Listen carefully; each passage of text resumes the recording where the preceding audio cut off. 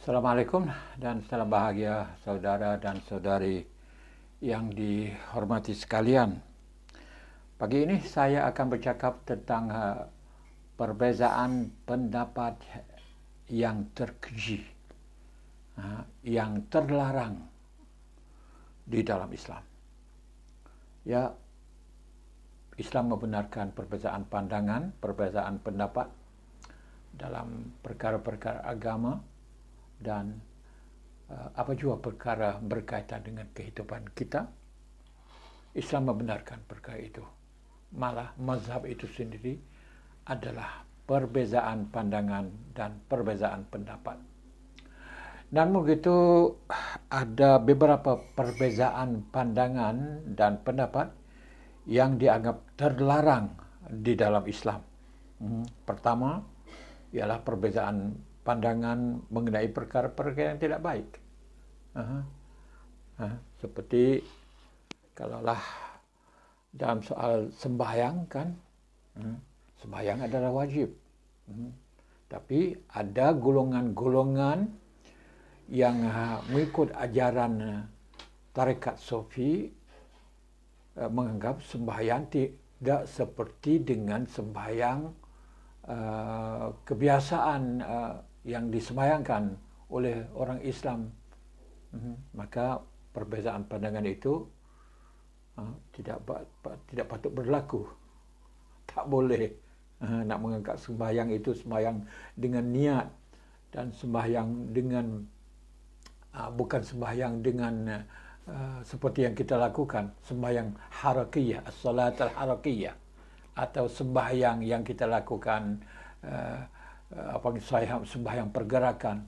Jadi ada sembahyang yang niat. Perbezaan begini tidak boleh diterima dan dianggap terkutuk dalam Islam. Puasa juga, mereka tidak mau berpuasa. Ini adalah golongan-golongan yang mengamal ajaran tarekat secara tidak betul. Boleh dianggapkan sebagai golongan ajaran sesat. Ini terdapat di kalangan sebahagian kecil orang Islam yang menganggap begitu. Dan ada, perkara ini ada. Dan ada mereka di kalangan mereka berhubung dengan saya pun dan mempromosikan pandangan mereka begitu.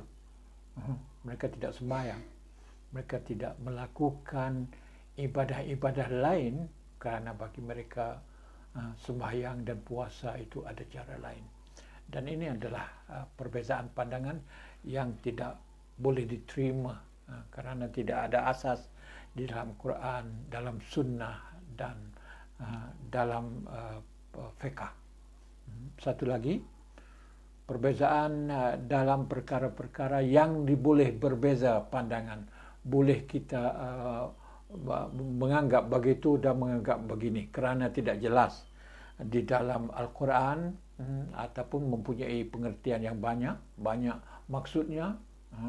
Tapi pada yang itu sama, kalau kita berpegang dengan pandangan itu dan kita menganggap pandangan kita itu hak, yang kamu tidak hak, ini juga tidak boleh, terkutuk.